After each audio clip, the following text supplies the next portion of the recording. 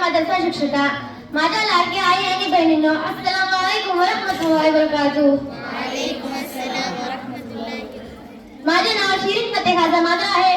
आज मी मदरसा रोजातुल मुमिनात येथील एक छोटीशी विद्यार्थिनी आहे। आज मी तुम्हाला खूप मोठे भाषण देणार नाही, आज मी माझ्या मनातील एक गोष्ट सांगणार आहे।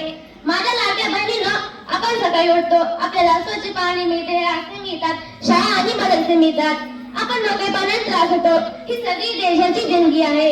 जरा विचार करा, जर आपला देश सुरक्षित नसेल तर आपण शांतपणे शिकू शकू का? आपण हसत खेळत राहू शकू का? नाही ना। म्हणून देशावर प्रेम करणे खूप महत्त्वाचे आहे। देशावर प्रेम करणे म्हणजे फक्त तिरंगा फडकवणे नाही, देशावर प्रेम करणे म्हणजे खोटे न बोलणे, कोणाला त्रास न देणे आणि सगळ्यांसाठी प्रेमाने वागणे। पैगंबर मुहम्मद सल्लल्लाहु अलैहि वसल्लम यांना मक्का फार प्रिय होतो। मक्केतून निघताना त्यांनी म्हटले होते, हे मक्का, तू मला सगळ्या ठिकाणापेक्षा जास्त प्रिय आहेस।